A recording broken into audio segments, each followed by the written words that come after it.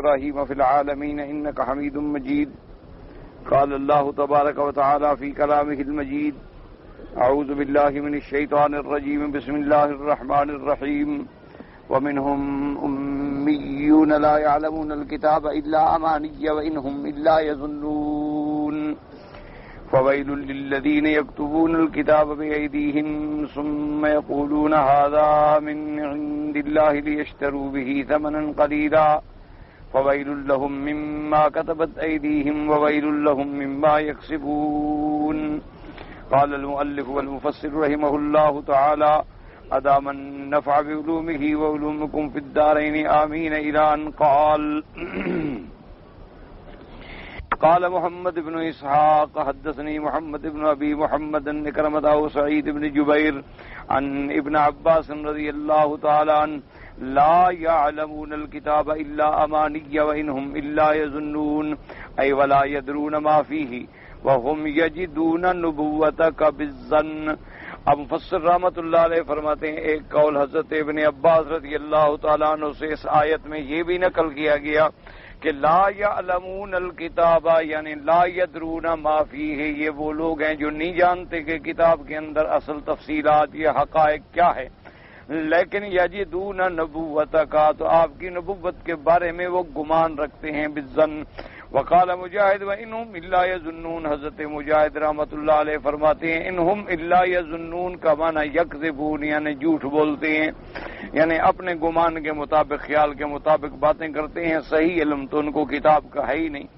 وقال قتادہ وابو العالیۃ والربیع یظنون باللہ الظنون بغیر الحق، یعنی یہ وہ لوگ ہیں جو اللہ تبارک و تعالیٰ پہ اپنی طرف سے خیال باندھتے ہیں جو خیالات بھی سچے نہیں ہوتے، یعنی اپنی طرف سے خیالات کہ یوں ہوگا اور یہ ہوگا.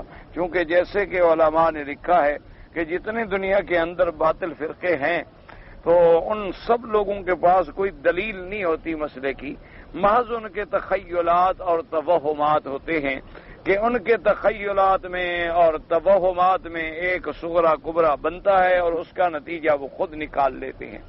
تو اس لیے انہوں نے فرمایا کہ جتنے بھی باطل فرقے ہیں ان سب کا یہ عالم ہے کہ ان کا اپنا ایک خیال ہوتا.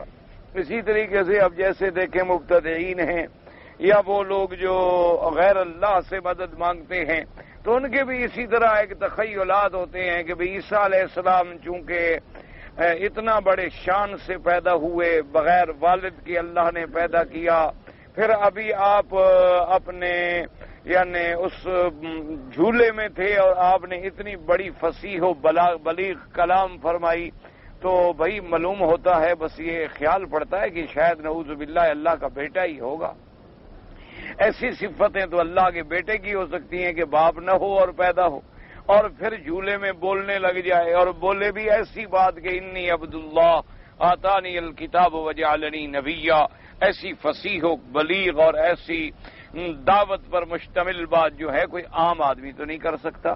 جیسے آج کل ہمارے حضرات جو ہیں وہ بھی اسی توہمات میں ہوتے ہیں کہ دیکھو جی فلاں بزرگ جو ہیں اللہ کے بڑے ولی گزرے، ٹھیک ہے اس میں تو کوئی شبہ نہیں. اب کس دنیا کو شبہ ہے کہ حضرت علی حجویری رحمۃ اللہ علیہ بڑے اولیاء اللہ میں سے؟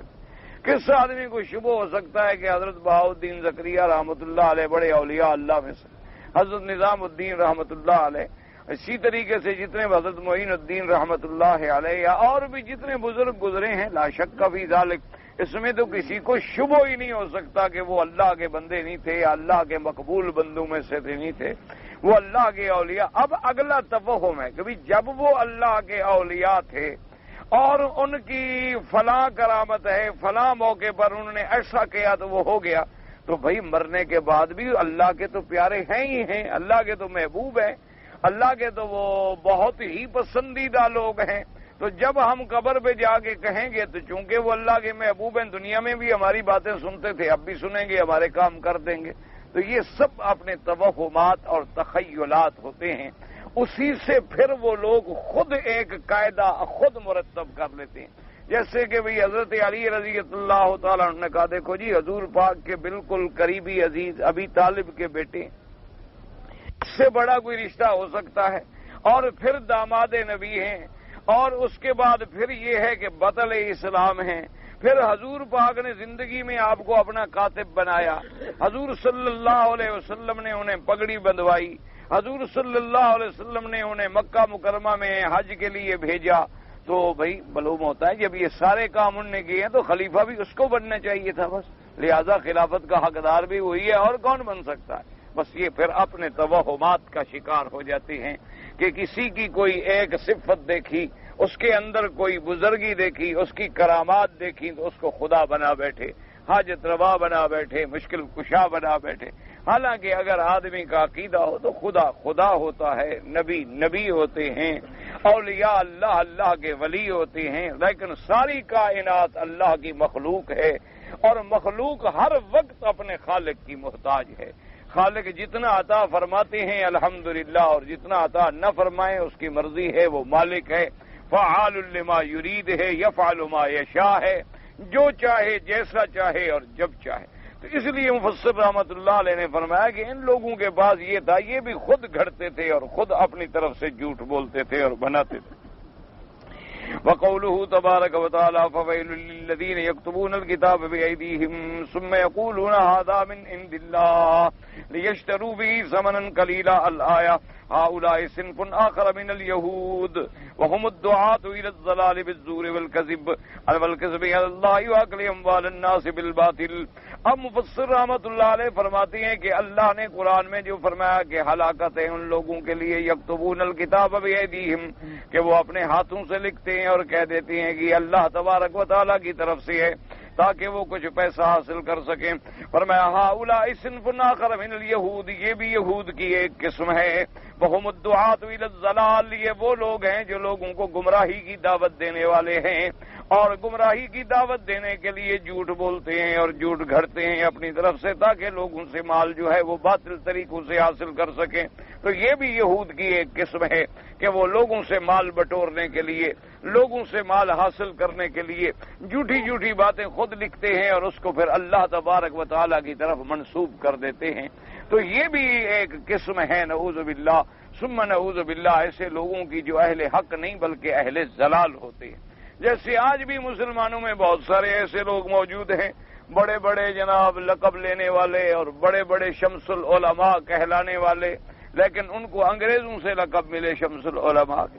تو اب آپ خود سوچ سکتے ہیں کہ اگر کسی کو انگریز نے لقب دیا ہوگا تو انگریز اپنے دشمن کو تو لقب نہیں دے گا۔ کوئی آدمی اپنے مخالف کو بھی لقب دیتا ہے، کوئی آدمی اپنے مخالف کو بھی اعزاز دیتا ہے، کوئی آدمی اپنے مخالف کو بھی کبھی ایوارڈ دیتا ہے۔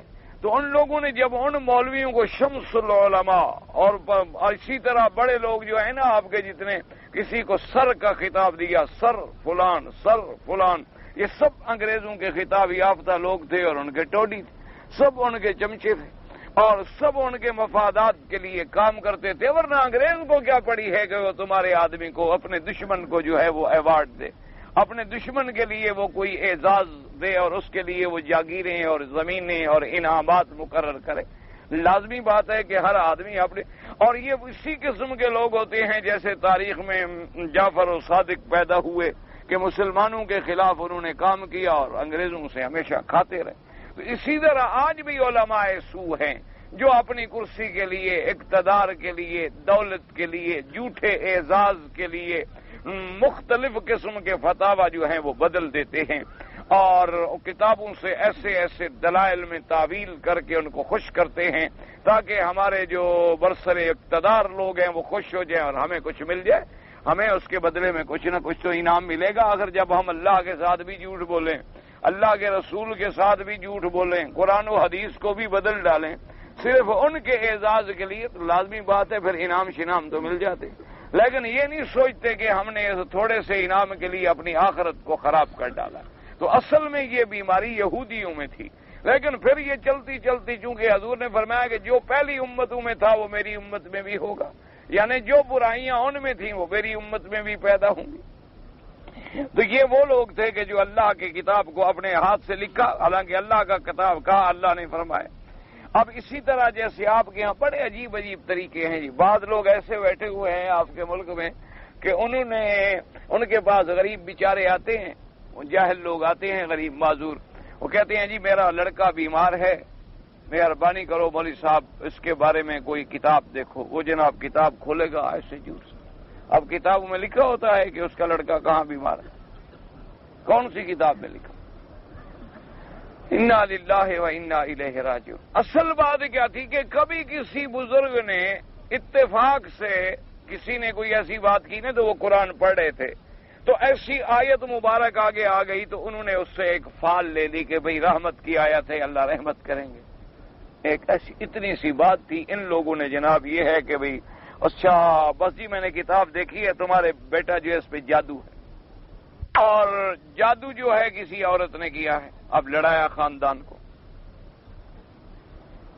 اور جناب اور وہ نے کہا جی مہربانی کرو اب یہ جادو نکلے گا کیسے. اس نے کہا جی اس کے لیے تو بڑی محنت کرنی پڑے گی, موکلوں کو کھلانا پڑے گا, اس کے لیے تو بہت پیسے لگ جائیں گے. آپ تو مجھے غریب آدمی لگتے ہیں. آخر موکل جو ہیں ہمارے وہ تو جن ہوتے ہیں, 2-2 4-4 بکرے تو 1 منٹ میں کھا جاتے ہیں. یہ نہیں سمجھتے کہ یہ خود بھوت خود کھائے گا بکرے, جن شن کہاں کھائیں گے. لیکن وہ غریب ہے, صاحب الغرض ہے بیچارہ, کہتے ہیں ٹھیک ہے دے دیتا. اور دھوکا, جھوٹ, فریب, فراڈ. اللہ تبارک و تعالی کوئی آ جائے گا اس کو کہیں گے ہاں جی ہم نے کتاب دیکھی ہے تمہارے اوپر بڑے بڑے تعویذ ہوئے اور وہ تعویذ جو ہے نا تمہارے گھر میں جہاں تم روٹی پکاتے ہو نا, کھانا پکاتے ہو, چولہا ہے تمہارا, اس کے نیچے دفن. جب آگ جلاتے ہو بس ان کو گرمی لگتی ہے تمہیں آگ لگ جاتی. وہ ایسے تعویذ لکھ کر تم یہودیوں کو آگ نہیں لگاتے ہو, ہندو کو آگ نہیں لگاتے ہو, کافروں کو آگ نہیں لگاتے ہو, جو مسلمانوں کو قتل کر رہے ہیں ان کو بھی آگ نہیں لگاتے ہو. یہ اچھے تعویذ ہیں ہمارے جلانے کے لیے, ایسے مسلمانوں کو ستانے کے لیے. اچھا وہ کہے گا جی مہربانی کرو نکالو. ہاں جی بڑا مشکل ہے بھی, وہاں تو پھر جنوں کا پیرا ہے, ان جنوں کو ہٹانا پڑے گا, پھر ان کو نکالنا پڑے گا. وہ سب ان کے اپنی جیب میں ہوتا ہے. آئیں گے کھدائی کریں گے اور نکال کے دکھا دیں گے جیسے مداری دکھا دیتا. مداری بھی تو آپ کو 1 روپے کے 2 بنا دیتا ہے نا, 2 کے 1. تو کیا وہ بھی فقیر ہے, وہ بھی بزرگ ہے, وہ بھی اپنے ہاتھ کی چالاکی سے آپ کو نظر آئے گا کہ اب 10 بن گئے, اب 2 بن گئے, اب 1 بن گیا, اب 3 بن گیا, پیسہ غائب ہو گیا. یہ بھی اسی طرح کے مداری ہیں لوگوں کو دھوکہ دینے کے لیے, جھوٹے. اللہ تبارک و تعالیٰ سے دعا کرو اللہ پاک ان فتنوں سے محفوظ فرمائے, اللہ تبارک و تعالیٰ مسلمانوں کی حفاظت فرمائے. اور اسی سے پھر اعتقاد برباد ہوتے ہیں, عقیدے خراب ہوتے ہیں. اللہ تبارک و تعالی رحمت فرمائے, انسان پھر دین سے بدظن ہو جاتا ہے, ان لوگوں کے پیچھے چل پڑتا ہے اور وہ خود نہ نماز پڑھتے ہیں, نہ روزہ ہے, نہ حج ہے, نہ زکوٰۃ ہے, نہ دین ہے, نہ اسلام ہے. پھر لوگ کہتے ہیں کہ جی جب یہ آدمی نماز کے بغیر اتنا پہنچا ہوا ہے تو ہمیں نماز پڑھنے کی کیا ضرورت ہے. تو تمام مسلمانوں کے لیے یہ وہی لوگ ہیں جو یہود کے متبع ہیں, ان کا دین سے کوئی تعلق نہیں ہوتا, اسلام سے کوئی تعلق نہیں ہوتا. اب اس کے بعد فرماتے ہیں والفوائل للذین یکتبون الکتاب بایدیہم والویل. ویل سے کیا مراد ہے؟ فرمایا الہلاک والدمار. ویل کا معنی ہلاکت ہو, بربادی ہو. دمار کہتے ہیں کسی بلڈنگ کا گرا دینا, تو یہ بربادی کی علامت ہے. وہی کلمۃ مشہورۃ فی اللغہ. وقال سفیان الثوری عن زیاد بن فیاض سمیت ابا ایاد یقول ویل شدید فی اصل جہنم.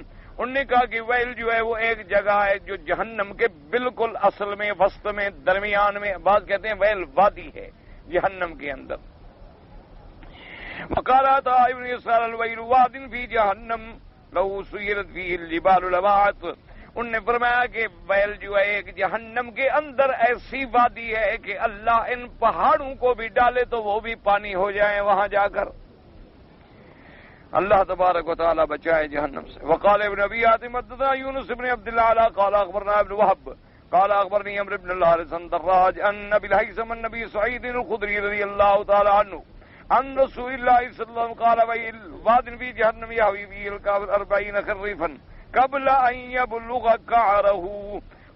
اور ایک حدیث مبارک میں یہ بھی آیا کہ وادی ہے جہنم کے اندر جس کا نام ویل ہے, جب کافر کو ڈالا جائے گا تو 40 سال تک لڑکتے لڑکتے لڑکتے اس کی تہ تک پہنچے گا, یعنی اتنی وہ گہری ہے. رواه الترمذي عن عبد الرحمن بن حميد حسن بن موسى بن لحية عن دراج به وقال هذا حديث غريب لا نعرفه إلا من حديث ابن لحية قلت لم ينفرد به ابن لحية كما ترى ولكن الآفة ممن بعده وهذا الحديث بهذا الاسناد مرفوعا منکر، یعنی اس سند سے صرف ابن لہیعہ نہیں بلکہ اس کے اندر اور بھی کچھ راوی ہیں، اسی لیے مفسر نے فرمایا کہ اس کے اندر ایک آفت نہیں ہے کہ ابن لہیعہ ضعیف راوی ہے، بلکہ اس کے بعد بھی کافی راوی ہیں جو ضعیف ہیں۔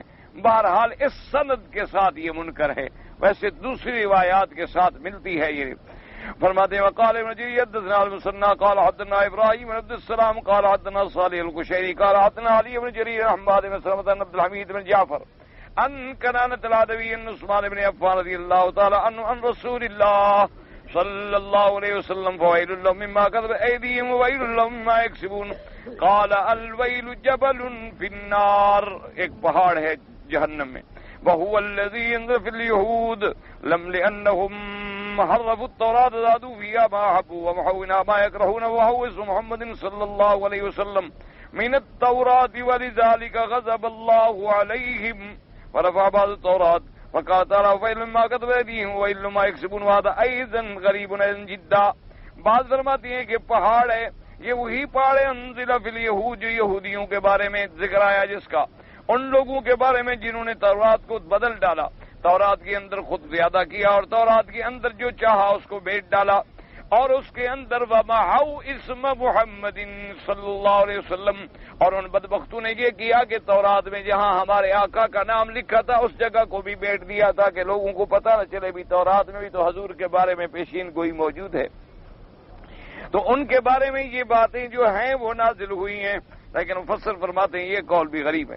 وعن ابن عباس الویل والمشقۃ من العذاب، حضرت ابن عباس رضی اللہ تعالیٰ عنہ کا ایک قول ہے کہ ویل کہتے ہیں سخت عذاب۔ وقال خلیل بن احمد الویل شدت الشر، بہت بڑی برائی۔ وقال سیبوی ویل لمن بقى في الحلقة وویح لمن اشرف علیہا، وہ کہتے ہیں محاورات عرب میں یہ بھی آیا لغت میں، ویل لمن، ہلاکت ہے اس کے لیے جو ہلاکت کے اندر گر گیا، اور ہلاکت اس کے لیے ہے جو اس پر ہلاکت کے قریب آ گیا۔ وقال اسمعی الویل تفجع والویح ترحم، انہوں نے کہا کہ ویل کا کلمہ استعمال ہوتا ہے درد کے لیے اور ویح کا کلمہ استعمال ہوتا ہے رحم کے لیے، یعنی جیسے کسی پر آدمی کہ ویحک یا ابھی اللہ تجھ پہ رحم کرے، حالانکہ ڈانٹ رہا ہوتا ہے لیکن کہا اس اندر، اور ویل ہوتا ہے کہ جب تکلیف ہو تو کہے گا یا ویلا یا ویلا یا ویلا یا ویلتا یا ویلتا۔ وقال غیر الویل والحزن، وقال القریب فی معنی ویل ویح وویش وویح وویک وویبا ومنہم من فرق بینہما۔ اب خلیل نحوی جو ہے وہ بھی کہتے ہیں کہ ویل کے معنی میں ویلا، ویحا، ویشا، ویحا، ویکا، ویبا، یہ سب ایک معنی میں استعمال ہوتے ہیں، یعنی معنی کیا ہے ہلاکت کا۔ تو اصل بات یہ ہے کہ یہ سب اقوال جو ہوتے ہیں نا، میں نے کئی دفعہ عرض کیا یہ متقاربۃ المعنی ہوتے ہیں، کیونکہ اگر جہنم کی وادی کا نام ہے تو وہ بھی تو ہلاکت و بربادی ہے اور کیا چیز ہے، اور اگر جہنم کے کسی پہاڑ کا نام ہے تب بھی تو ہلاکت و بربادی ہے، اور اگر وہ جہنم کی اس گہرے کھڈ کا نام ہے کہ جس میں 40 سال تک آدمی گرتا ہوا چلا جائے اور تہ تک پہنچے تب بھی ہلاکت و بربادی کا نام۔ تو اصل میں یہ معنی یہ ہوتا ہے ویل کا کہ جب کسی کے لیے ہلاکت اور بربادی کا کلمہ کہا جائے اور جن کی بربادی کے لیے اللہ نے فرمایا ہو کہ ویل لہم، ہلاکت و بربادی ہے ان پر، تو ان کی ہلاکت کیسی ہوگی کہ جو اللہ کے کلام کو بدل دیتے ہیں، اللہ کی تورات کو بدل دیتے ہیں، اللہ کے قرآن کو بدل دیتے ہیں، اور مقصد کیا ہوتا ہے یاکلون اموال الناس بالباطل، کہ لوگوں کو دھوکہ دے کر ان کا مال کھاتے ہیں، ان سے مال حاصل کرنے کے بہانے بناتے ہیں۔ اللہ تبارک و تعالی رحمت فرمائے۔ آپ کے یعنی تمام اسلامی ملکوں میں صرف آپ کے ملک کی کیا بات ہے، جس بھی اسلامی ملک میں جائیں آپ، بڑے بڑے اللہ معاف فرمائے کوئی اسم اعظم کا عامل ہے، بڑے بڑے بورڈ لگا کے بیٹھے ہوئے ہیں جی اسم اعظم کا عامل، اس کے پاس اسم اعظم۔ اچھا بھی اب اس کے بعد جاؤ جناب، وہ کہے گا کہ جی آپ مجھے 25 روپے دے دیں۔ یہ تو پرانے زمانے کی بات ہے نا، جب اب آج کل ریٹ ذرا زیادہ ہو گیا ہوگا چونکہ پیسہ گر گیا ہے، تو 25 کا 100 ہو گیا یا 200 ہو گیا ہوگا۔ بھائی خود اندازہ کرو، جس بندے کے پاس اسم اعظم ہو وہ تمہارے 100 یا 50 روپے لینے کا محتاج ہو سکتا ہے؟ یعنی خود عقل کرو، اسم اعظم کا معنی کیا ہے؟ اذا دعی بہ استجاب، کہ جس کے ساتھ دعا مانگی جائے اور فوراً اللہ قبول فرما دے۔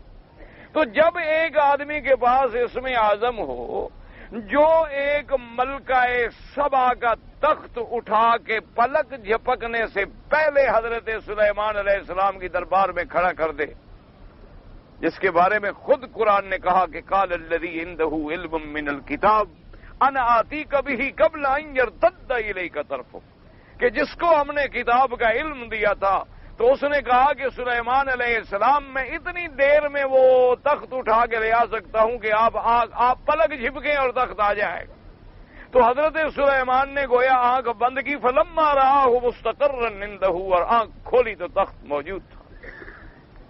تو جو آدمی اسم اعظم کا حامل ہو، یعنی جس کو اللہ نے یہ دولت دے دی ہو، پہلے تو یہ ملتی نہیں، اسم اعظم برحق ہے، ہمارا ایمان ہے، لیکن اللہ نے اس کو خود اپنے قرآن میں اور آیات مبارکہ میں چھپا دیا ہے تاکہ بندے ڈھونڈتے رہیں، تلاش کرتے رہیں، لگے رہیں بس، تاکہ اس جوہر یعنی اعلیٰ کو، اس قیمتی چیز کو ڈھونڈنے کے لیے انسان حضور، کیونکہ بہت ساری روایات میں آیا کہ لا الہ الا انت سبحانک انی کنت من الظالمین، حضور نے فرمایا اس میں بھی اسم اعظم ہے الذی دعی بہ استجاب۔ اسی طرح بعض روایات میں آتا ہے کہ لفظ اللہ یہ اسم الجلالہ ہے، یہ اسم اعظم ہے۔ بعض میں آیا ہے یا حی یا قیوم، یہ اسم اعظم ہے۔ بعض میں آیا کہ آیت الکرسی کے اندر کہیں اسم اعظم چھپا ہوا ہے۔ بعض میں آیا کہ سورۃ الحشر کی جو آخری آیات ہیں هو اللہ الذی لا الہ الا هو عالم الغیب والشہادہ هو الرحمن الرحیم هو اللہ الذی لا الہ الا هو الملک القدوس السلام المؤمن المہیمن العزیز الجبار المتکبر سبحان اللہ عما یشرکون هو اللہ الخالق البارئ المصور له الاسماء الحسنى، کہ اس کے اندر اسم اعظم چھپا ہوا ہے۔ اسی طریقے سے اور بہت ساری احادیث مبارک ہیں اور روایات مبارک ہیں، اور یہ میرے اللہ کی سنت ہے کہ جیسے لیلۃ القدر عظیم رات ہے لیکن اللہ نے چھپا دی، پتہ نہیں لگتا، ڈھونڈتے رہو، کوشش کرو۔ اسی طرح ہر جمعہ کے دن میں ایک گھڑی ہے ساعۃ مستجابہ، کہ جس کے اندر دعا مانگو تو فوراً قبول ہو جاتی ہے، اللہ نے چھپا دی کہ جمعہ کے اندر تو ہے لیکن ہے کون سی، تاکہ آدمی صبح سے لے کر شام تک محنت کرتا رہے، اللہ کے دروازے پہ بیٹھ جائے ڈیرا لگا کے۔ پھر اگر آدمی نے محنت کرنی ہے تو کوئی مشکل بات تو نہیں ہے نا، کہ جمعہ کے دن جناب آپ آگے آرام سے مسجد میں اعتکاف کی نیت کر کے طلوع فجر سے بیٹھ جائے اور بیٹھے رہیں سارا دن اور اللہ کا ذکر کرتے رہیں، طواف کرتے رہیں، قرآن پڑھتے رہیں، مانگتے رہیں، ہو سکتا ہے وہ گھڑی آپ کو مل جائے، اللہ تبارک و تعالی نصیب فرما دے۔ تو اب یہ جو لوگ ہوتے ہیں نا جی، یہ اسم اعظم کا عامل ہے، اور یہ سنیاسی بابا ہے، یہ جوگی بابا ہے، پتہ نہیں کس کا بابا ہے، پتہ نہیں کس کا دادا ہے، جو دنیا کے پاگل ہیں وہ سب ہمارے ہاں بزرگ بنے ہوئے۔ اب کیا کرے آدمی؟ بالکل یعنی اللہ تبارک و تعالی رحمت فرمائے، اور لوگوں کو سمجھ نہیں۔ اچھا، بعض بورڈ لگا کے بیٹھے ہوئے ہیں کہ جی یہ ماشاءاللہ یہ نجوم اور ستاروں کا ماہر ہے، اس کے پاس آپ جائیں گے وہ کہے گا جی آپ کا ستارہ گردش میں ہے، آپ اتنے پیسے دے دیں میں آپ کا تارا جو ہے گردش سے نکال دوں۔ وہ تم اپنا تارا نہیں نکال سکے بدبخت، تم خود 5 روپے بھیک مانگنے کے لیے سڑک پہ پڑے ہوئے ہو، ہمارا تارا تم نکال لو۔ مسلمانوں کو سوچ نہیں ہے بیٹھ۔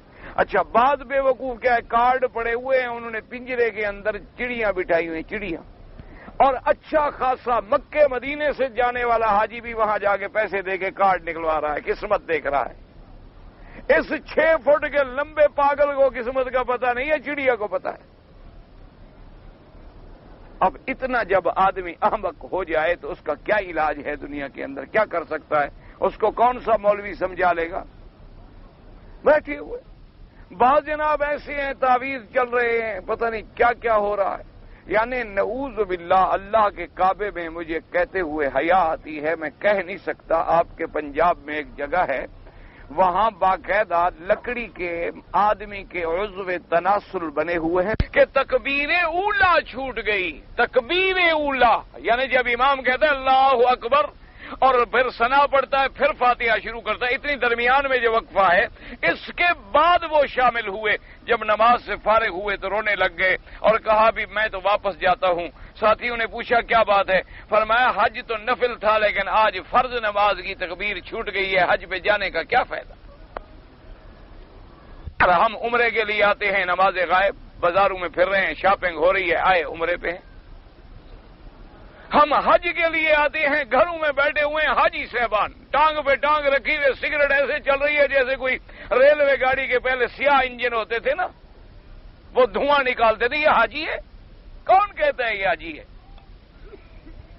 قوم کے دماغ میں ایک بات ہوتی ہے جی کمرہ مجھے اونچا ملا تو اس کا نیچا ملا، اس کا اے سی نہیں چلتا تو اس کا پانی نہیں ملتا، اس کا ٹوٹی غلط ہے تو اس کا گرم ہے، بس اسی چکر میں. یہ کسی نے پوچھا کہ طواف کیا ہے، حج کیا ہے، مینا کیا ہے، عرفات کیا ہے، مزدلفہ کیا ہے؟ ابھی چند دن گزرے کہ آپ کا ایک بہت بڑا اپنے آپ کو رائٹر یعنی سمجھتا ہے، لکھارو، اور بڑا اسے دماغ میں گھمنڈ ہے کہ میرے جیسا عالم بھی شاید پڑھا لکھا بھی کوئی پیدا نہیں ہوا.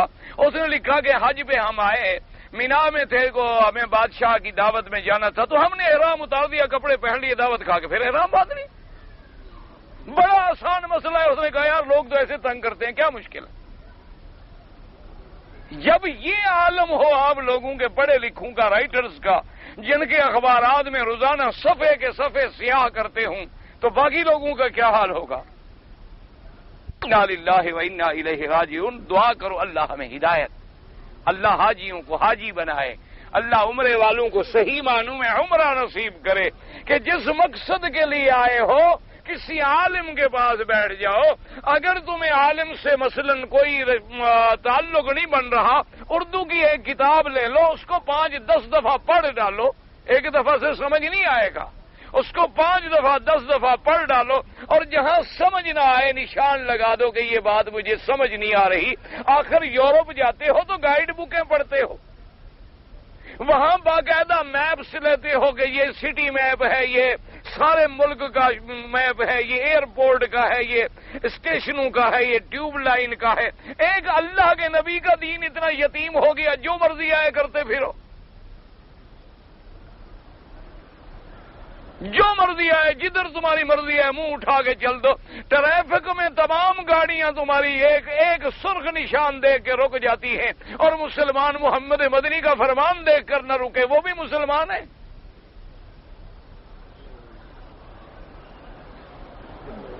کہاں کہتے ہو جی کیوں چلے یار رات کا وقت ہے، کوئی نہیں کھڑا، سپاہی کوئی نہیں، کوئی سڑک خالی. انہوں نے کہا نہیں جناب، ہم نے اگر اشارہ توڑا نا پتہ نہیں راڈار لگا ہوا ہو، ہم نے اگر اشارہ توڑا پتہ نہیں جی کوئی گاڑی اچانک آگے آ جائے، ایکسیڈنٹ ہو سکتا ہے. یعنی انسانوں کے ٹریفک لاز بنائے ہوئے توڑنا تیرے لیے مشکل ہے، لیکن محمد مدنی کا قانون جب چاہو توڑ ڈالو. اس کے کوئی پوچھنے والا بھی نہیں ہے، اور پھر دعویٰ بھی کرتے ہو کہ جی ہم حضور کے بڑے عاشق ہیں. سبحان اللہ. انگوٹھے اپنے چوب رہا ہے، احسان محمد مصطفیٰ پہ کر رہا. یہ نئی محبت میں نے دیکھی ہے کہ جیسے کعبہ شریف کھڑے ہوں گے یہیں سے شروع ہو جائیں کھڑے، پتہ نہیں بھئی تم اس کو بتلا رہے ہو، کوئی آپ کا ایڈریس دے رہے ہو، کیا کر رہے ہو. ایک سنت ہے کہ بوسہ دو، بوسہ نہ لگے، ہاتھ لگاؤ نہ لگے، اشارہ کرو چلے جاؤ، بس السلام علیکم، ختم ہو گئی بات. تم اگر 3 دفعہ دیوار بن کے کھڑے ہو جاؤ گے تو سب حضرات کے روکنے کا باعث بنو گے، کسی کو دھکا لگے گا، کوئی عورت سے لگ جائے گا، کوئی بچے سے لگ جائے گا، اور سب کا گناہ تیرے سر پہ آئے. لیکن کوئی سیکھنے کے لیے تیار نہیں. مقام ابراہیم میں نماز پڑھی ہے، 14 نماز والوں کے آگے سے گزر کے جا رہا ہے، میں نے 2 رکعت پڑھی. وہ ایسی 2 رکعت کا کیا فائدہ کہ تم نے 14 آدمیوں کے سر پہ پھلانگا ہے، 15 آدمیوں کے تم آگے سے گزر رہے، ایسی نماز کا کیا فائدہ ہے. مقام ابراہیم کے پیچھے نماز پڑھنی ہے، جہاں جگہ ملے 2 میل دور ملے، آرام سے جا کے کھڑے ہو جاؤ، نہ کسی کا راستہ روکو، نہ پریشانی ہو، نہ تیری نماز میں خلل آئے، نہ تیری عبادت میں پریشانی آئے. تو قریب مل جائے الحمدللہ، نہ ملے جہاں ملے. لیکن ہم دین سیکھنے کے لیے تیار ہی نہیں ہے. اسی لیے وہ جھوٹے لوگ جو ہیں پھر ہمیں بیچتے ہیں اور اسلام کے نام پہ لوٹتے ہیں اور دھوکہ دیتے ہیں. اللہ تبارک و تعالی ہمارے حالات پہ رحم فرما دیں. اس لیے فرماتے ہیں جناب اب مفسر قال بعض الناس ما جاز الدعاء وهي نكرة لأن فيها معنى الدعاء ابتدا فويل للذين ومن جبد اسباب من الزمهم ويلا. اور بعد نے کہا ویل منصوب ہے, منصوب ہو تو یہاں ناصب مقدر ہے الزمهم. قلت لیکن لم يقرأ بذلك احد, منصوب کسی نے پڑھا نہیں. وذكر عن ابن عباس رضی اللہ تعالی عنہ والذي يكتمون كتاب ايديهم قال هم احبار اليهود, یہودیوں کے مولوی جو تھے.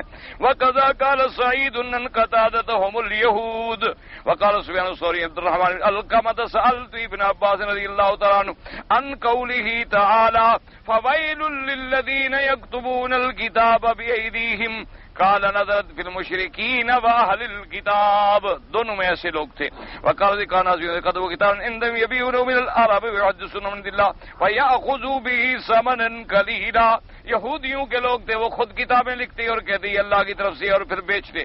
وقال زوری اخبرنی عبداللہ بن عبداللہ بن باز قال یا معاشر المسلمین کیف تسألون اهل الكتاب عن شيء وكتاب الله الذي انزله على نبيه احدث اخبار الله تقرؤونه غدا لم يشب. وقد حدثكم الله تعالى ان اهل الكتاب قد بدلوا كتاب الله وغيروه وكتبوا بايديهم الكتاب وقالوا هو من عند الله ليشتروا به ثمنا قليلا. حضرت ابن عباس نے فرمایا کہ اے مسلمانوں, تم اہل کتاب سے جو پوچھنا چاہتے ہو کہ اہل کتاب سے ہم پوچھیں, کیسی تم عقل کی بات کر رہے ہو, حالانکہ اللہ نے تم پر تمہارے نبی پاک پہ جو قرآن اتارا ہے وہ بالکل تر و تازہ ہے, تمہارے اللہ کی طرف سے ہے, وہ کوئی بوسیدہ نہیں ہو گیا, کوئی بوڑھا نہیں ہو گیا, اللہ کا قرآن ہر وقت موجود ہے. اور اللہ نے اسی قرآن میں تمہیں خبر دی ہے اہل کتاب کے بارے میں کہ ان لوگوں نے اللہ کی تورات کو بدل ڈالا, اللہ کی کتاب کو بدل ڈالا, تو پھر ان لوگوں کے اعتبار, ان سے اعتبار کر کے کیسے مسئلے پوچھتے ہو. افلا ينهاكم ما جاءكم من العلم عن مسألتهم ولا والله ما رأينا منهم احدا قد سألكم من الذي انزل عليكم. اور حضرت ابن عباس نے فرمایا کہ اے مسلمانوں, کتنے دکھ کی بات ہے کہ اہل کتاب تو تم سے نہیں پوچھتے, لیکن تم ان کے دروازوں پہ پھرتے ہو کہ ہمیں مسئلہ بتلاؤ, ہمیں کوئی ایسی چیز بتلاؤ.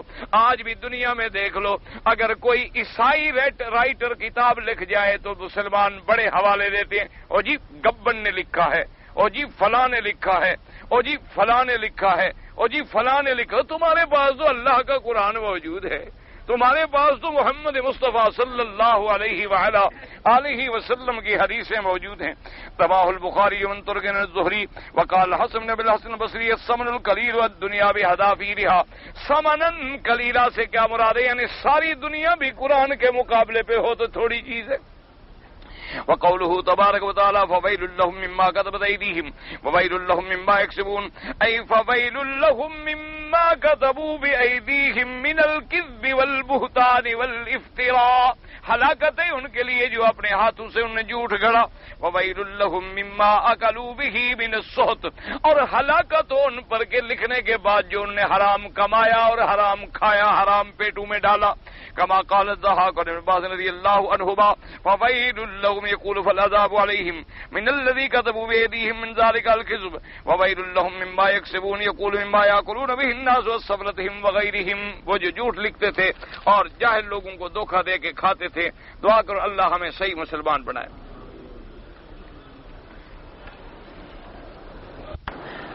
ایک لڑکے نے ایک خاتون میت کا جنازہ پڑھایا.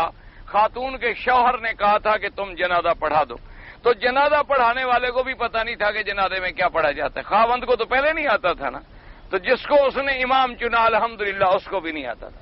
تو کہتے جنازہ ہو گیا, دونوں کا ہو گیا, جب آتا ہی دونوں کو نہیں تھا تو کیا ہو گیا. امام کو آتا تھا نہ مقتدی کو آتا تھا. شکر ہے ماشاء اللہ, جیسی میت ویسے پڑھنے والے, جیسے روح ویسے فرشتے. ابھی کون تو مسلمان جتنے ماشاء اللہ کھڑے ہیں ان سے پوچھ لو کس کس کو جنازے کی دعا صحیح آتی ہے. ضرورت ہی نہیں. جب ہم جنازہ مسلمانوں کا نہیں پڑھیں گے ہمارا بھی کوئی نہیں پڑھے گا. ہم اگر دعا مسلمان کے جنازے کی نہیں سیکھیں گے تو ہمارے جنازے پر بھی لوگ ایسے آگے کھڑے ہو جائیں گے, اللہ اکبر, بس کھڑے ہیں, السلام علیکم السلام علیکم, جا رہے ہیں. پڑھا کیا ہے کوئی پتہ نہیں, پڑھا کیا ہے نیت کیا ہے کوئی پتہ نہیں. یہاں تو کہتے ہیں جی وہ تو جی ہوتا ہی اعلان عربی میں، ہمیں تو یہ بھی نہیں پتہ لگتا کہ عورت ہے کہ مرد ہے. چلو شکر، ٹھیک ہے ماشاءاللہ. اور کیا جا سکتا ہے؟ کچھ حل آیا؟ 1400 سال شریعت کو گزر گئے، امت کو جنازہ پڑھنا بھی نہیں آتا تو مولوی کیا کر لے گا؟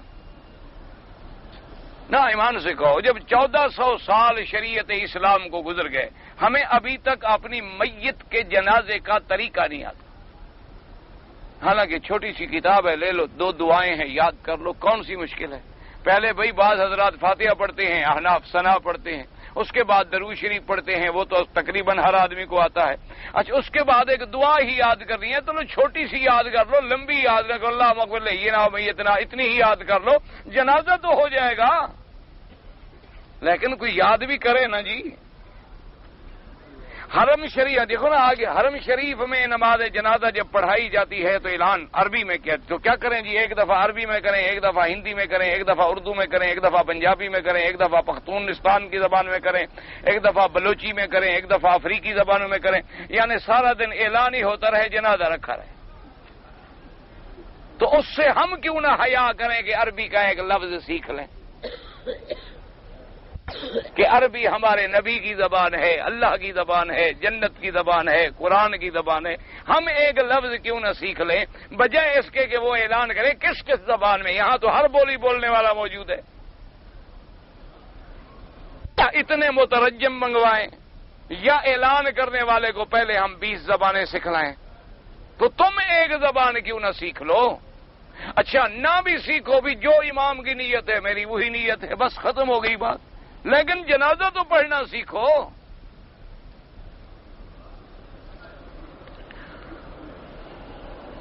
ایک ڈاکٹر ہے اور وہ مسلمان اور غیر مسلمان آنکھوں کا ڈاکٹر ہے، لیکن عورتوں کو وہ غلط پتہ نہیں باتیں کرتا ہے، کیا کرتا ہے. تو ایسی آدمی کا ہم کیا کر سکتے ہیں؟ تم اس کا علاج یہ ہے کہ ایسے ذلیل آدمی سے بچو. کیونکہ ڈاکٹر کو تو اتنا دیانت دار ہونا چاہیے کہ جس کے پاس مسلمان اور عورتیں اور عزت آتی ہے ان کے ساتھ. اور پھر آنکھوں کا ڈاکٹر ہے، لازمی بات ہے، اور چہرہ کھولے گی، آنکھیں دکھائے گی، معذور ہے، مجبور ہے. تو ایسے آدمی اگر اچھے کردار کا نہیں ہے تو اس کو آگ لگاؤ، کوئی اور ڈاکٹر ڈھونڈو. اس کے شخص کو قتل کرنا جائز ہے؟ قتل کرنا تو جائز نہیں ہے. اسلامی حکومت ہو تو اطلاع کر دو، وہ خود ٹھیک کر دیں گے. 90 میں پتہ نہیں 50,000 ریال ملے. اصل مالک کو میں نے بڑا تلاش کیا، لیکن پتہ نہیں 50,000 ہے یا 5,000 ہے، اللہ کو پتا. بہرحال اگر مالک نہ ملے تو اتنی پیسے تم غریب اور مسکینوں کو خیرات کر دو. نماز میں رفع یدین، رفع ہوتا ہے، رفع نہیں ہوتا. اب لکھنے ہی نہیں جانتا، مسئلہ پوچھ رہا ہے کہ رفع یدین ضرور ہے نہیں ضرور ہے جی. کرو تو سنت ہے، نہ کرو کوئی بات نہیں، سب کی نماز ٹھیک ہے. اللہ نماز سب کی قبول کرتا ہے. تم دونوں کوشش کرو، جو باہر کھڑے نماز نہیں پڑھتے ان کو اندر لے آؤ، جو پڑھ رہے ہیں دعا کرو اللہ قبول کرے. بس کل عمرہ کیا، اس طرح پھروایا، اگر میں پھر عمرہ کروں، بال ہوں نہ ہوں، اس طرح پھروانا پڑے گا.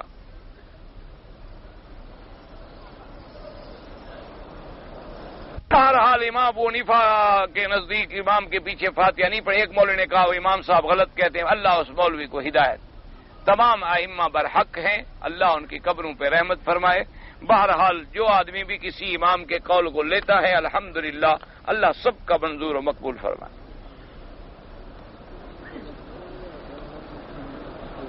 کہتے ہیں جی کہ حج میں مسجد عرفات میں 2 نمازیں جو ہیں اکٹھی پڑھائی جاتی ہیں. اگر حنفی ہوں تو کیا کریں؟ حنفیوں کے نزدیک تو عرفات میں جمع جائز ہے. تمہیں تکلیف کیسے ہوگی؟ مسئلے کا علم نہ ہو تو میں کیا کروں؟ عرفات میں تو حنفیوں کے نزدیک بھی جمع جائز ہے. اب تمہیں مسئلہ نہ آئے تو اس میں میرا تو قصور نہیں جی. میرا اطمینان نہیں ہوتا، اطمینان نہ ہو تو میں کیا کروں؟ عرفات تو ایک ایسی جگہ ہے کہ عرفات مزدلفہ میں جمع تو حنفیوں کے نزدیک بھی جائز ہے. اچھا باقی سفر کے اندر بھی دونوں امام ابو حنیفہ کے نزدیک بھی جائز ہے، باقی امہ کے نزدیک بھی جائز ہے. صرف امام ابو حنیفہ رحمۃ اللہ علیہ اتنا فرق کرتے ہیں، وہ کہتے ہیں کہ ظہر کو لیٹ پڑھو، عصر کو جلدی پڑھو، مغرب میں دیر کرو، عشاء کو پھر جلدی پڑھ لو. جمع ہو گئی. تو جمع کے تو دونوں قائل ہیں، تمہیں کیسے پتہ چلا کہ وہ قائل نہیں ہے؟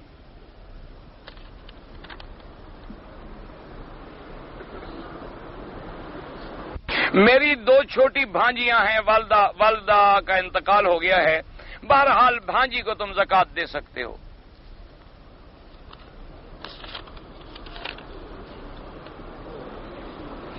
ہم یہاں پر عربی لوگ جو ہیں کبھی 4 سنتیں اکٹھی نہیں پڑھتے، کوئی نہیں، 2 کر کے پڑھیں جائز ہیں، 4 ملا کے پڑھو جائز ہے، ان کی مرضی ہے۔ حدیث میں جب دونوں موجود ہیں تو حرج کیا ہے؟ کوئی کسی پہ عمل کرتا ہے، کوئی کسی پہ عمل کرتا ہے، اس میں کون سی لڑائی والی بات ہے؟ جمعہ سے پہلے احناف کے نزدیک پہلے بھی 4 سنتیں ہیں، بعد میں بھی 4 سنتیں ہیں۔ اکثر لوگ مغرب کی نماز سے پہلے 2 رکعت پڑھتے ہیں، پڑھیں تو جائز ہے، نہ پڑھیں تو ضروری نہیں ہے۔ ایک آدمی ریاض سے آیا، مکے میں پہنچ گیا، پھر اس کو احساس ہوا کہ میں نے احرام نہیں باندھا، تو عمرہ بھی قضا کرے، ایک بکری دم بھی ادا کرے۔ آدم علیہ السلام جنت سے زمین میں آتے وقت کیا کیا چیز لائے تھے؟ آپ کو لائے تھے کہ مولوی صاحب کو پرچی لکھیں۔ کیا جانور کو ذبح کرتے وقت قبلے کی طرف منہ کرنا ضروری ہے؟ سنت ہے، نہ ہو تو کوئی حرج نہیں۔ دیکھو کیا کیا چیز ساتھ لائے تھے، میں ساتھ تھا اس وقت جب آدم علیہ السلام آئے تھے، تو میں ادھر تھا، جب میں ان سے کہتا حضرت ٹھہر جاؤ میں پہلے گن لوں کہ کیا کیا لائے ہو۔ اللہ کے بندے کیا کیا لائے تھے جو لائیے، دنیا جو آباد ہے یہ سب چیزیں آدم لائے تھے، بات ختم ہو گئی۔ قرآن پاک اگر یاد کر کے بھلا دے تو گناہ کبیرہ ہے، توبہ کرے اور پھر کوشش کرتا رہے، یاد ہو نہ ہو لگا رہے۔ 8 گھنٹے کم 10 گھنٹے اور ٹائم پار ٹائم کرنا پڑتا ہے۔ میں کویت میں تھا اور تراویح اس لیے نہ سنا سکا کہ 8 گھنٹے کام تھا، 10 گھنٹے تو بھی تراویح نہ سنا سکے تو دن میں 2 رکعت کھڑے ہو کے پڑھ لیتے، قرآن تو نہ بھولتا تمہیں۔ اللہ کے بندے، اوور ٹائم کا ٹائم مل گیا، پیسے ملتے تھے نا۔ بہرحال کوشش کرو، توبہ بھی کرو اور قرآن کو پھر یاد کرنے کی کوشش کرو۔ ہمزاد کی حقیقت کیا ہے؟ کسی جن سے پوچھو۔ شریعت میں تو کوئی ہمزاد شمزاد نہیں، شریعت میں تو اتنا ہے کہ ہر انسان کے ساتھ ایک شیطان لگا ہوا ہے اور ایک اللہ کا فرشتہ لگا ہوا ہے۔ فرشتہ نیکی کے بارے میں کہتا ہے، شیطان برائی کے بارے میں۔ باقی یہ ہمزاد تابع ہوتا ہے، فلانا ہوتا ہے، یہ وہ ہندو، چینی، روسی مردے بلا لیتے ہیں، تم بھی ان سے جا کر ملو اور اپنے مردے بلوا لو اور ان سے کام شام کراؤ، خام خواہ کیوں مر گئے؟ سب جھوٹی بات ہے، کوئی مردے شردے نہیں بلوا لیتا۔ بہشت میں ماں بیٹا بہن بھائی پہچانیں گے، بالکل پہچانیں گے۔ معراج کی رات حضور پاک نے اللہ کو دیکھا تھا، 2 قول ہیں، بعض صحابہ فرماتے ہیں دیکھا تھا، بعض فرماتے ہیں نہیں دیکھا تھا۔ کوئی دیکھنے کا قائل ہے تو جائز ہے، اگر انکار کرے تو جائز ہے، کیونکہ جس مسئلے میں صحابہ کے اندر 2 جماعتیں پیدا ہو جائیں تو کوئی حرج نہیں ہوتا، چاہے آدمی اس کو لے لے چاہے آدمی اس کو لے لے۔ صلاۃ التسبیح ایک ضعیف حدیث میں موجود ہے، پڑھیں تو بہرحال پڑھا کریں، کوئی حرج نہیں۔ رکن یمانی بھی ایک پتھر ہے جنت کا، اس کو بھی ہاتھ لگانے سے سنت ہے اور ثواب ہے۔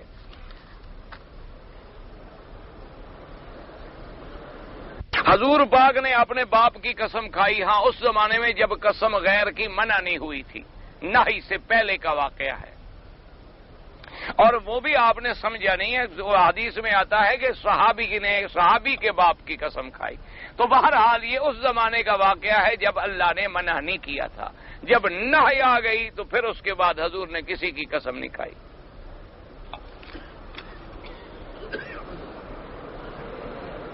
ایک مسلمان اپنی ماں بہن بھابھی اور محرم عورتوں سے گلے مل سکتا ہے؟ نہیں مل سکتا ہے، بالکل نہیں مل سکتا۔ تعویذ باندھتے ہیں، بالکل میں تو قائل نہیں ہوں، باقی لوگ جو قائل ہیں وہ جانیں۔ حضور پاک کی انگوٹھی مبارک جو ہے وہ کہاں گر گیا تھا؟ ان کو نہیں ملا، تمہیں بھی نہیں ملتا۔ ویسے وہ بیر عریس مدینے میں ایک کنواں تھا۔ بھارت کی حکمرانی یہ تم جانو، تمہارے مولوی جانے، ہم کیا کریں؟ ہم سے پوچھنے کا کیا فائدہ ہے بھائی؟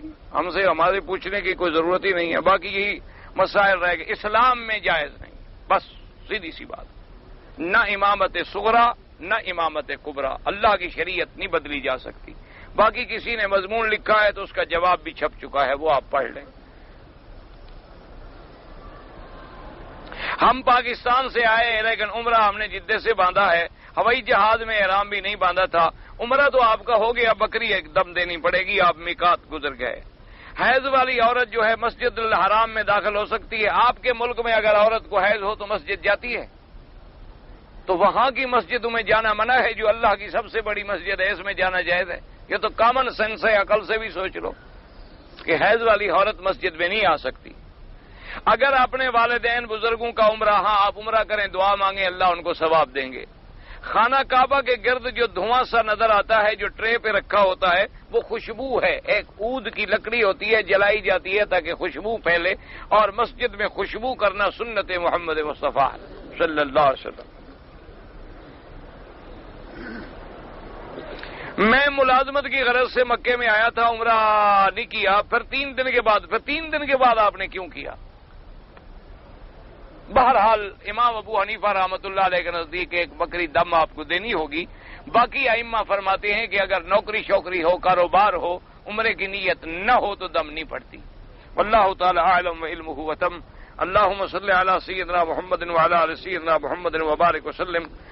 اور کوشش کیا کرو بھائی، جب چھٹی پہ آؤ تو عمرہ کر لیا کرو، مفت میں ایک اتنی بڑی عبادت مل رہی ہے، ٹکٹ تو تم نے بھرا ہوا ہے، آ بھی رہے ہو مکے میں 1 گھنٹے۔ اصل میں لوگ کہتے ہیں جب ایئرپورٹ پہ اترے بیچارے چادر میں ہوں، سوٹ شوٹ نہ ہو تو لوگ پہچانے گے نہیں نا، اس لیے بیچاروں کی توہین ہوتی ہے۔ عمرہ کر لیا کرو، بڑی عبادت ہے اور مفت میں مل رہی ہے، اللہ تبارک و تعالی نصیب فرما دے۔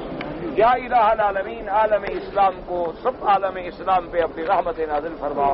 یا اللہ عالم اسلام کی عزت کا فیصلہ فرما اور کفر کی ذلت کا فیصلہ فرما۔ یا اللہ عالم اسلام کو ہدایت نصیب فرما۔ یا اللہ بیماروں کو شفا عطا فرما۔ یا اللہ بے حیاؤں کو حیا عطا فرما۔ یا اللہ بے دینوں کو دین عطا فرما۔ بے اولادوں کو اولاد عطا فرما، جن کی اولاد ہے ان کو صالح بنا۔ یا اللہ جو بے روزگار ہیں ان کو روزگار عطا فرما۔ یا الہ العالمین، مجاہدین کشمیر، محصورین کشمیر کی قدم قدم پہ نصرت فرما۔ یا اللہ کشمیر پہ کلمہ محمد مصطفیٰ کا پرچم بلند فرما۔ یا الہ العالمین، یا ارحم الراحمین، مجاہدین افغانستان کو اتحاد نصیب فرما۔ یا اللہ مسلمان بنگلہ دیش میں ہے، برما میں ہے، ارکان میں ہے، پاکستان میں ہے، ہندوستان میں ہے، بہار میں ہے، جس ملک میں ہے اس کی جان مال آبرو عزت کی حفاظت فرما۔ تمام اسلامی ملکوں کی حفاظت فرما، ان کو داخلی اور خارجی فتنوں سے محفوظ فرما۔ یا الہ العالمین، ہمیں حضور کی محبت نصیب فرما، حضور پاک کی اتباع نصیب فرما، صحابہ اہل بیت اولیاء کرام کی محبت نصیب فرما۔ یا اللہ ہمیں بے ادبی سے محفوظ فرما۔ یا اللہ ہمیں بے ادبی سے محفوظ فرما۔ یا اللہ تمام ائمہ محدثین، ائمہ فقہا کی قبروں پہ کروڑوں رحمتیں نازل فرما۔ یا الہ العالمین، جو لوگ دین کا کام کر رہے ہیں، قرآن پڑھا رہے ہیں، درس دے رہے ہیں، تبلیغ کر رہے ہیں، دعوت دے رہے ہیں، سب کی مدد اور نصرت فرما۔ یا اللہ ان کی دینی خدمتوں کو مقبول و منظور فرما۔ یا اللہ تیرے نام لیوا آج 2-4 روز کے بعد دین کے لیے جمع ہو رہے ہیں، ان کے اجتماع کو بھی منظور فرما۔ یا الہ العالمین، ان کی محنتوں کو منظور فرما اور پوری دنیا میں اسلام اور توحید پھیلانے کا ذریعہ بنا۔ ربنا آتنا فی الدنیا حسنۃ وفی الآخرۃ حسنۃ وقنا عذاب النار۔ ربنا ظلمنا انفسنا ان لم تغفر لنا وترحمنا لنكونن من الخاسرين۔ سبحان ربك رب العزة عما يصفون وسلام على المرسلين والحمد لله رب العالمين۔ آمین برحمتک یا ارحم الراحمین۔ بھائیو اپنے کسی